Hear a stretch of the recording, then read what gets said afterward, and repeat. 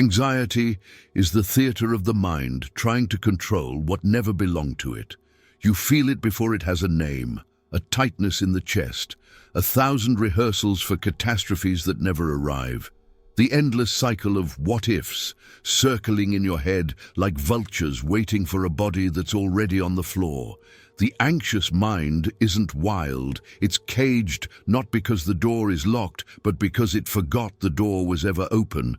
It forgot what stillness sounds like. It forgot that peace doesn't always mean danger is near. Sometimes peace is just peace, but that's the hardest thing to believe when your identity has been built on surviving the next imagined collapse.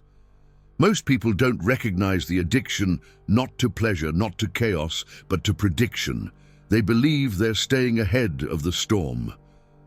But they are the storm. Constantly scanning, anticipating, calculating not to protect themselves, but to avoid the deeper horror that if they stop, if they finally let go, they won't know who they are anymore. This is the tragedy no one talks about. That the anxious mind isn't afraid of losing control. It's afraid of realizing it never had any. Carl Jung once said, "Everything that irritates us about others can lead us to an understanding of ourselves." But anxiety doesn't wait for irritation. It crafts illusions out of silence. It builds entire realities around potential pain, and then lives inside them faithfully. Montaigne confessed, "My life has been full of terrible misfortunes, most of which never happened." You know this feeling. You've lived entire days in fear of things that never came, and yet your body carries their weight as if they did. So let's ask the real question. What if your fear isn't about what might go wrong? What if it's about the collapse of the story you've used to stay afloat? What if anxiety is the only thing holding your sense of self together, and letting it go would feel like dying? This isn't about fixing you, you're not broken. This is about meeting the part of you that's been living in permanent rehearsal, and finally letting the scene begin. You wake up tired, not because you didn't sleep, but because your mind never stopped negotiating with life, a silent contract, signed in fear, that says, "If I fix everything, maybe I'll be enough." So you try again, you try harder. You organize your schedule, your goals, your thoughts. You push forward, not with faith, but with the terror of collapse breathing down your neck. The world applauds your effort, but no one sees the desperation behind it. Because it's not drive, it's not ambition, it's survival. There's a moment, maybe late at night, maybe during a conversation that felt off, when you realize this obsession with making it work is the most sophisticated mask your fear has ever worn. You don't want to succeed. You want to avoid the scream that silence brings when there's nothing left to fix. You've confused movement with meaning, progress with presence, healing with control. The truth is brutal. You're not afraid of failing. You're afraid of reaching the finish line and discovering that even success won't quiet the war inside you. That's the despair no one prepares you for. The one that arrives not when everything is falling apart, but when everything's finally in place. And yet, the emptiness still whispers. What if all your effort was just another form of running? What if the need to make it work was never about life, but about keeping your identity from dissolving? What happens when the role you built for yourself becomes a cage you can't leave without dismantling the story that gave you purpose? This is where the anxiety hides, not in the chaos, but in the maintenance of the illusion. And that illusion is exhausting you. There are thoughts that never finish, not because they're too complex, but because they're too tied to who you think you are. You revisit the same memories, replay the same failures, rewrite conversations that ended years ago. You call it overthinking, but it's deeper than that. It's a ritual, a loop, a form of psychological possession. The Zeigarnik effect explains this loop. The mind holds onto incomplete tasks, storing them as tension. But what if the unfinished task is you? What if your obsession isn't with the problem, but with the version of yourself that was born inside it? You stay there, not because you don't want to move forward, but because part of you only feels real inside that suffering. You've built your identity not on what you desire, but on what you survived. And so the past isn't just memory, it's home, even when it hurts, even when it stings, because pain, at least, is familiar. That's why the same thoughts echo, why the same fears revisit. It's not about the content, it's about the container, the self that was shaped by that specific wound. You think you're stuck in the problem. You're not. You're stuck in the mirror of who you became while trying to solve it. To let it go would mean letting go of the person who needed it. And that feels like erasure. But here's the paradox. You will never complete that task because it was never a task. It was a mask. And every time you try to resolve it, you reinforce the identity built around it. That's the real trap, the Zeigarnik effect of the soul. The open loop is you. There's a silence that doesn't soothe, a calm that doesn't comfort. And for some, peace feels more dangerous than chaos ever did. Because when you've lived most of your life in survival mode, stillness isn't rest. It's unfamiliar, and what's unfamiliar feels unsafe.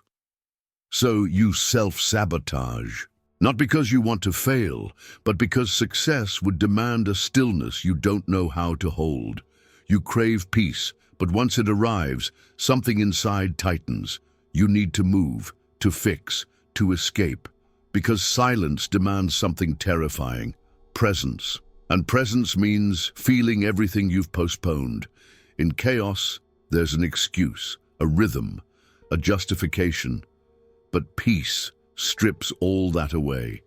It exposes the parts of you that were never healed, just distracted. You begin to see it. Every time things start to get better, part of you pulls the thread, starts a fire, disrupts what could have been enough. Because enough is a foreign language when you were raised in lack. You weren't conditioned for calm. You were trained to survive. So the idea of peace doesn't feel like a destination. It feels like death. The death of the self that was always needed, always alert, always bracing for the next hit. But here's the revelation you've avoided. Peace isn't the threat, it's the mirror. And the real question isn't, can you find peace? It's, can you endure it without trying to destroy it? Can you sit in the quiet long enough to hear the self that's been waiting beneath the noise? Because that voice, the one that doesn't need to fix, prove, or fear, is the one that knows how to live. Did you enjoy the content and it made a difference for you?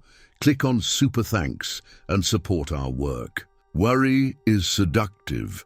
It disguises itself as care, as responsibility, as love. But often it's none of those things. It's identity. You've worn it for so long it started to feel like skin, like something essential. Not because it protects you, but because it explains you. And as long as you're worrying, no one can say you're not trying. But deep down, you know, worry has become a mask, a ritual, a distraction from the unbearable truth. You don't know who you'd be without it. To stop worrying would mean facing the quiet emptiness underneath, the aching silence where desire once lived. And that silence terrifies more than any fear the mind can invent. You think worry is your armor, but it's your anchor. You carry it like proof that you care, that you're aware, that you're fighting. But what if all this worry is just a way of avoiding a harder truth, that you're not afraid of the worst happening? You're afraid of what living fully would demand of you. Because to live without worry would mean choosing, committing, surrendering control. It would mean no longer rehearsing every possible outcome and finally stepping into one. But as long as worry lives, you don't have to choose. You can delay, float, exist in the in-between. So ask yourself, not if you can stop worrying, but who you'd be without it. Because sometimes we don't fear the pain. We fear the freedom waiting on the other side. Anxiety doesn't live in the present. It survives by escaping it. It drags your mind into futures that don't exist. invents dangers you can't touch, and leaves your body to survive a moment that hasn't even happened. You become a ghost of what could be, while everything that is slips through your hands. In this state, the now becomes a burden, a waiting room, a set of moments sacrificed in service of a hypothetical crisis. You stop living, you start rehearsing, for conversations, for losses, for endings that only exist in your imagination. And this rehearsal never ends, because the anxious mind doesn't seek resolution. It seeks continuity. As long as there's something to fear, it has something to do, a role to play, an illusion of control to maintain. But the price is devastating. You forget the smell of your coffee, the warmth of the sun on your face, the way your breath moves when you're not rushing. You treat presence as a luxury, something you'll reclaim after everything's fixed. But that moment never comes, because there's always one more threat, one more variable, one more imagined disaster. Time lived in anticipation is not time lived. It's time survived, borrowed, hollowed, forgotten. And slowly, you begin to feel it. The tyranny of anticipation has stolen more than your peace. It has stolen your life. The tragedy isn't that the future hurts. It's that you abandoned the present for a future that never even asked for you. There's a phrase you've probably whispered to yourself in the dark, or heard from someone trying to comfort you when their words couldn't reach your pain. Everything will work out. It sounds gentle, innocent, hopeful. But sometimes it's a lie. Not because life won't move forward, but because that phrase becomes a drug. A soft blanket to cover the unbearable tension of the unknown. A lullaby for the part of you that still refuses to face what is. The desperate mind clings to it. Not for courage, but for anesthesia. Because if you believe everything will work out, then you don't have to fully feel the collapse happening now. You can delay, postpone the scream, deny the truth. But reality doesn't bend to optimism. It asks for presence, for brutal honesty, for the kind of clarity that doesn't depend on outcomes. And in that clarity, you realize something uncomfortable. Needing a happy ending is still a form of control. It's not about faith. It's about refusal. The refusal to accept that not all stories resolve, not all wounds close, and not all pain turns into light. And yet, this is where freedom begins. When you stop needing life to work out and start meeting it exactly as it is. When you stop bargaining with the future and start inhabiting the now, raw and unresolved. The illusion was never about hope. It was about escape. But now you're awake, and even if nothing works out, at least you'll be here, fully, truthfully. And sometimes that's the only ending that matters. You think you're just lazy, that you're failing because you're weak, undisciplined or broken. But beneath the surface of your inaction lives a truth that's harder to name and far more human. Procrastination isn't resistance to work. It's resistance to what that work would reveal about you. Each task carries weight. Not because it's difficult, but because it threatens the fragile image you hold of yourself. Finishing it would mean facing the silence that follows, the reflection in the mirror with no more excuses. You delay not because you don't care, but because you care too much.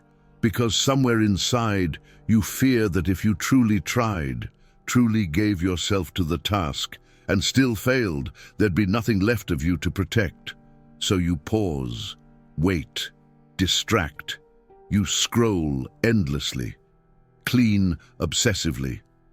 Create emergencies to avoid the real confrontation, the one with your unmet desire, your stifled potential, your unrealized self. This isn't laziness, it's survival.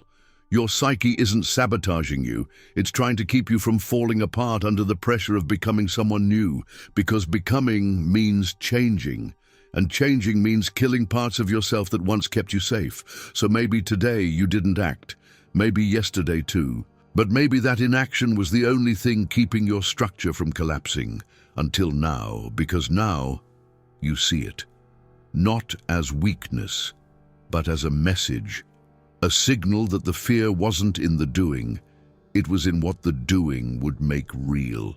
And from here, the question shifts. Are you ready to stop surviving and start existing, even if it hurts? There's a kind of clarity that only arrives when hope leaves the room. It's not despair. It's not giving up. It's what remains when the illusion dies and all you're left with is truth. Imagine it. Everything you planned fails. Every dream you held onto crumbles. Every promise of someday evaporates. What would you do then? Most avoid this question like fire, because it burns, because it melts the mask, because it shows what's real beneath what's rehearsed. But in this fire, something sacred appears. You stop pretending. You stop waiting. You stop asking life to validate your choices. You begin to move, not for the outcome, but for the honesty. You speak not to impress, but to finally hear your own voice again. You choose, not because it will lead somewhere, but because the choice itself becomes a form of liberation. If nothing works out, then everything you do from that point forward is pure, free from performance, free from pressure, free from the need to be seen as succeeding. And maybe for the first time, you live. Write it down. Not for anyone. Not to manifest. Just to know, what are the 3 things you'd do if you were no longer addicted to the idea of a happy ending? Because the death of illusion isn't the end. It's the beginning of something unbreakable. It's where awareness is born, where truth becomes action, where the soul finally breathes. You've spent years trying to align life to your terms, controlling, predicting, negotiating with the future like it owed you something for surviving the past. But life doesn't sign contracts with the mind. It moves by its own rhythm, indifferent to your plans, but deeply responsive to your presence. Carl Jung wrote, "Your vision will become clear only when you can look into your own heart." Not the heart of the version you wish to be, not the heart you show to the world, but the raw, trembling one that pulses behind your anxiety, the one that's still alive beneath the exhaustion. You don't need to heal everything. You don't need to fix the script. You need to stop screaming at life to follow your outline and start listening to the quiet truths that already live inside the chaos. Yes, your anxiety is real, it's loud, it's convincing, but it is not you. It's a narrative, a mechanism, a survival pattern written by pain and repeated by habit, and like any narrative, it can be unraveled, felt, reauthored. You've tried so hard not to fall. You've built identities around control, around being prepared, around never being caught off guard again. But in doing so, you forgot the beauty of the jump, the freedom of letting go of the edge, and finally landing in your own truth. You are not alone. And yes, there's still time to live from your soul, not your schedule.